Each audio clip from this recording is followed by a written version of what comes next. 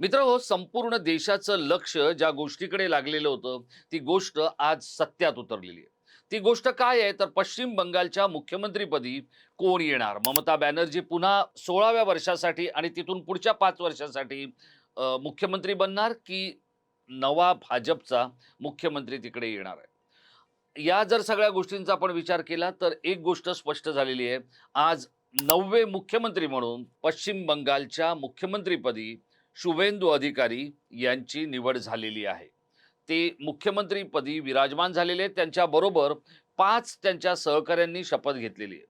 पण हा झाला एक भाग, की जो आता सगळ्यांना दिसतोय, की पश्चिम बंगालमध्ये भाजपचा मुख्यमंत्री बनलाय. पण हे सगळं करत असताना भाजप इथे काही एका रात्रीत पोचलेला नाहीये.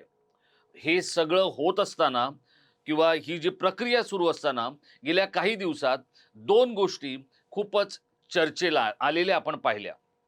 त्यातली पहिली गोष्ट काय आहे, तर नरेंद्र मोदी यांनी खाल्लेली झालमुडी आणि आज त्यांनी बंगाली जनांना घातलेला दंडवत प्रणाम. ह्या झाल्या 2 गोष्टी ज्या आपल्याला दिसल्या. पण याच्या व्यतिरिक्त जे मोदींनी केलं, ते आता राज्यातल्या आणि देशातल्या भाजपच्या नेत्यांनी करण्याची गरज आहे. तर त्यांनी काय केलं? त्यांनी मखनलाल सरकार यांचे पाय पकडले आणि त्याच बरोबरीने अशा अनेक कार्यकर्त्यांचे परिवार आणि कुटुंब आज तिथे उपस्थित होते. त्या सगळ्यांना मोदी स्वतःच्या शैलीत भेटले आणि याची का गरज आहे भाजपला? हेच मी आपल्याला समजावून सांगण्याचा प्रयत्न करणार आहे. नमस्कार मित्र, मी राजेश कोचरेकर आणि आपण पाहताय आपलं आवडतं न्यूज पोर्टल टाइम महाराष्ट्र. मित्र हो, पंतप्रधान नरेंद्र मोदी यांनी एखादी गोष्ट केली की ती एक स्टाईल स्टेटमेंट होऊन जाते. मग देशातले अनेक भाजपचे नेते त्याचं अनुकरण करायला लागतात आणि त्याच बरोबरीने माध्यमांमध्ये सुद्धा त्याची चर्चा होते. अशाच या दिवसांमध्ये पंतप्रधान नरेंद्र मोदी हे पश्चिम बंगालमध्ये ज्या वेळेला प्रचाराला गेले होते, सभेला गेले होते, त्यावेळेला त्यांनी तिथे एका दुकानात जाऊन झालमुडी खाण्याचा आनंद लुटला आणि झालमुडी खरेदी करत असताना त्यांनी त्या झालमुडीचे पैसेही दिले. आता त्यावरती सुद्धा समाज माध्यमांमध्ये वेगवेगळ्या पद्धतीचे क्रिया, प्रतिक्रिया, पडसाद उमटलेले होते. आता मोदींनी काही केलं आणि त्याचे पडसाद उमटले नाही असं तर काही होणार नाही आणि त्यामुळेच आज जे मोदींनी केलेलं आहे त्याचे पडसाद उमटण्याची गरज ही भाजपला पडलेली आहे. कारण काय? तर भाजपने ममता बॅनर्जी यांना खुर्चीवरून खाली खेचण्यासाठी त्यांचाच एकेकाळचा शागीर निवडलेला आहे, हे आपण विसरून चालणार नाही. शुभेंदू अधिकारी हे ओरिजिनली भाजपचे नाही आहेत. तर ओरिजिनली भाजपचे जे कोणी होते त्यांचे पाय पकडण्याचं काम आज नरेंद्र मोदींनी केलेलं आहे आणि त्या सदग्रस्तांचं नाव आहे मखनलाल सरकार. आता हे मखनलाल सरकार कोण आहेत? तर ते आहेत भाजपचे अत्यंत निष्ठावंत, कर्मठ आणि निस्सीम कार्यकर्ते, नेते, पदाधिकारी. याच मखनलाल सरकार यांना काही छोटा मोठा अनुभव नाहीये. मित्र हो, भाजपचे संस्थापक असलेल्या श्यामाप्रसाद मुखर्जी यांच्या बरोबर खांद्याला खांदा लावून या मखनलाल सरकार यांनी काम केलेलं आहे. गेल्या 20 वर्षात या पश्चिम बंगालमध्ये अनेक भाजपच्या कार्यकर्त्यांच्या हत्या झाल्या. अशा 321 कार्यकर्त्यांची यादीच आज या ठिकाणी नरेंद्र मोदी यांनी पाहिली. त्यातल्या अनेक कार्यकर्त्यांच्या कुटुंबियांना आज नरेंद्र मोदी या जिथे हे व्यासपीठ होतं त्या व्यासपीठाच्या मागच्या बाजूला या सगळ्या परिवारातल्या मंडळींना बोलवण्यात आलं होतं. बघा, जे कोलकात्याच्या ब्रिगेड मैदानावर जे आपण पाहिलं, तो आपल्याला दिसणारा एक सोहळा होता.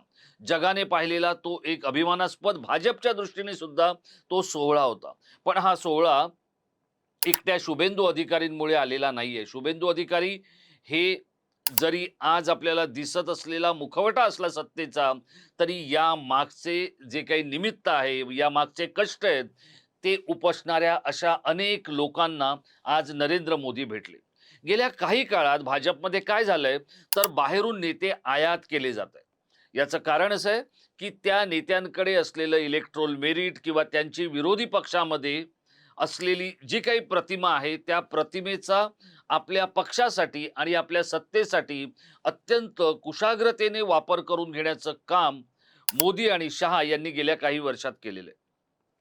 आणि ते करत असताना भाजप हा जो पक्ष आहे आपल्या निस्सीम कार्यकर्त्यांना विसरतो, असा खूप मोठा ठपका हा भाजपवर ठेवला जातोय. आणि तो काही प्रमाणात खराही आहे.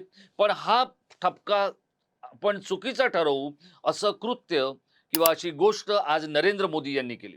त्यांनी ज्या माखनलाल सरकार यांचे शाल घातल्यानंतर पाय पकडले आणि त्यांचे आशीर्वाद घेतले, ते 98 वर्षाचे माखनलाल सरकार यांनी श्यामाप्रसाद मुखर्जींबरोबर काश्मीरमध्ये तिरंगा फडकवण्याचं काम केलं होतं. त्यानंतर त्यांच्यावर कारवाई झाली. श्यामाप्रसाद मुखर्जी यांना तुरुंगात टाकण्यात आलं आणि त्यानंतर त्यांचा तुरुंगात संशयास्पद मृत्यू देखील झाला.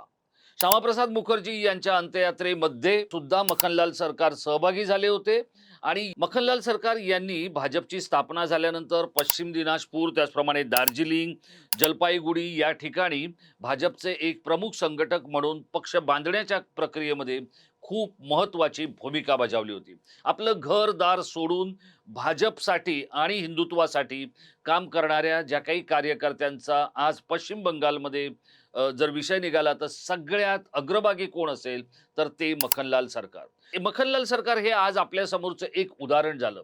पण अशा अनेक मखनलाल यांच्यामुळे भाजपची सत्ता जर आपण पाहिलं तर देशभरातल्या 25 राज्यात एनडीएचे मुख्यमंत्री आहेत. त्यापैकी 17 राज्यांमध्ये भाजपचे मुख्यमंत्री जे झालेले आहेत ते अशाच अनेक माखनलाल सरकार यांनी आपल्या घरादारावर तुळशीपत्र ठेवल्यामुळेच हे सगळं शक्य झालेलं आहे. आणि याची जाण आज मोदींनी ठेवली, अशीच जाण राज्यातल्या वेगवेगळ्या भागातल्या मुख्यमंत्र्यांनी, उपमुख्यमंत्र्यांनी, मंत्र्यांनी ठेवण्याची वेळ आलेली आहे. या जर आपण गोष्टी पाहिल्या तर मोदींचं हे जे काही आजचं कृत्य आहे किंवा त्यांनी केलेली जी गोष्ट आहे ती अनेक भाजपच्या नेत्यांना आदर्शवत ठरू शकेल. आता मोदींनी ज्यावेळेला झालमुडीसारखा पदार्थ खाल्ला त्यावेळेला त्याला ज्या पद्धतीची प्रसिद्धी मिळाली, ज्या पद्धतीची लोकप्रियता मिळाली, चर्चा मिळाली, ते पाहिल्यानंतर मोदींनी काहीही केलं तर ती एक गोष्ट स्टाईल स्टेटमेंट होते. आज ज्या वेळेला या संपूर्ण शपथविधी सोहळ्यासाठी देशभरातले अनेक मुख्यमंत्री, उपमुख्यमंत्री इथे बोलावण्यात आले होते, त्यावेळेला महाराष्ट्राचे उपमुख्यमंत्री एकनाथ शिंदे हे या कार्यक्रमाला जाणार नव्हते अशा पद्धतीची माहिती समोर आली होती. कारण ते आपल्या गावी जाणार होते आणि त्यामुळे ते जाणार नव्हते. पण गृहमंत्री अमित शहा यांनी त्यांना दूरध्वनी करून बोलावून घेतल्याची आपली माहिती आहे. आता भाजपला गेल्या या सगळ्या गोष्टींमधून काय साधायचंय तर किंवा काय संदेश द्यायचा आहे तो जर आपण पाहिला तर तो संदेश असा आहे की जे लोक भाजपसाठी काम करतायत किंवा ज्या लोकांचं योगदान भाजप वाढण्यासाठी आहे त्या सगळ्यांच्याकडे भाजपचं लक्ष आहे असा सांगण्याचा प्रयत्न आहे. नुकतीच जी महाराष्ट्रामध्ये विधान परिषदेच्या सदस्यांची जी काही घोषणा झाली त्यामध्ये जे काही 9 लोक निवडून जाणार होते, त्यापैकी भाजपच्या वाट्याला जे काही 5 लोक आले, त्यापैकीचे प्रामुख्याने बरेच लोक हे अगदी त्या 5 पैकीचे 4 लोक हे तर अगदी ठामपणे भाजपचे अत्यंत निष्ठावंत लोक होते.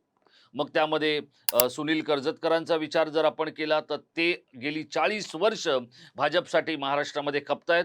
प्रमोद जठार ज्यांनी जे राम मंदिरचं आंदोलन भाजपने केलं होतं अयोध्येतलं, त्यामध्ये त्यांनी सहभाग घेतलेला होता.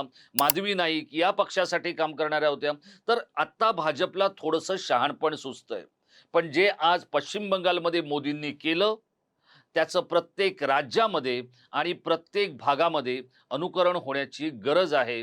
अन्यथा आणखी पुढची काही वर्ष भाजपला अशाच पद्धतीत कुठे एकनाथ शिंदे उधार घ्यावे लागतील, तर कुठे शुभेंदू अधिकारी उधार घ्यावे लागतील, कुठून राघव चड्डांना आणावं लागेल आणि त्यानंतर मग पंजाबच्या मुख्यमंत्रीपदाकडे दृष्टिक्षेप टाकता येईल. अशी जर परिस्थिती बदलायची असेल तर आपल्या कार्यकर्त्यांमध्ये सुद्धा भाजपला इलेक्ट्रोल मेरिट शोधावं लागणार आहे. मोदी आणि शहा यांच्या भाजपला आपल्याच कार्यकर्त्यांमध्ये इलेक्ट्रोल मेरिट शोधण्यासाठी आणि ते आणण्यासाठी आणखी काही वर्ष प्रचंड काबाड कष्ट करावे लागणार आहेत. मित्रहो, या सगळ्याबद्दल आपल्याला काय वाटतंय? आज नरेंद्र मोदी यांनी ज्या मखनलाल सरकार यांचे पाय पकडले, त्या मखनलाल सरकार यांना तुरुंगात टाकण्यासाठी काँग्रेसने जंग पछाडलं होतं. त्यांनी एक देशभक्तीपर गीत गायलं होतं, लिहिलं होतं. त्यानंतर दिल्लीमध्ये त्यांना अटक करण्यात आलं होतं आणि त्या अटकेनंतर त्यांना जेव्हा न्यायालयात उपस्थित केलं, तेव्हा न्यायमूर्तींना त्यांनी सांगितलं, "मी कोणताही गुन्हा केलेला नाही. मी माफी मागणार नाही आणि काँग्रेस सरकारची तर नाहीच नाही." त्यावेळेला न्यायमूर्तींनी याच मखनलाल सरकार यांना सांगितलं होतं, "तुम्हाला ज्या गीतासाठी अटक केलेली आहे, ते गीत तुम्ही मला इथे न्यायालयात बोलून दाखवा."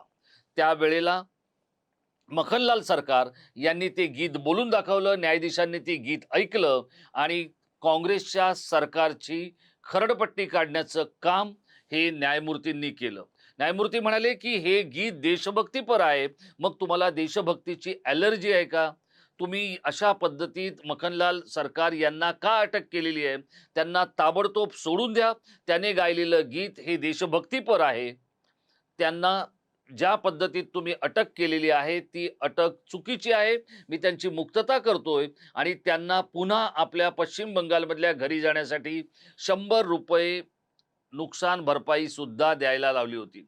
तेच मखनलाल सरकार आज या ठिकाणी जेव्हा पहिल्यांदा भाजपचा मुख्यमंत्री बनतोय, 9व्या मुख्यमंत्रीच्या रूपामध्ये शुभेंदू अधिकारी हे ज्यावेळेला आज मुख्यमंत्रीपदी विराजमान झालेले आहेत, त्यावेळेला पंतप्रधान नरेंद्र मोदी यांचा शुभेंदू अधिकारी यांना गळाभेट घेण्याचा मोह तर आवरला नाहीच, पण त्याचबरोबर मखनलाल सरकार यांचे पाय पकडण्याचा सुद्धा मोठेपणा मोदींनी दाखवलेला आहे आणि त्यानंतर आपल्याला ऐतिहासिक विजय देणाऱ्या पश्चिम बंगालच्या जनतेसमोर सुद्धा मोदींनी दंडवत प्रणाम टाकलेला आहे. या दंडवत प्रणामाचा आणि मखनलाल सरकार यांच्या पाय पकडण्याच्या कृतीचा राज्यातल्या आणि देशातल्या किती भाजप नेत्यांना अनुकरण करता येतंय, यावरच भाजपचा पुढचा डोलारा अवलंबून आहे. मित्रहो, आपल्याला काय वाटतंय या सगळ्या प्रकाराबद्दल? आपण आवर्जून या व्हिडिओच्या खाली असलेल्या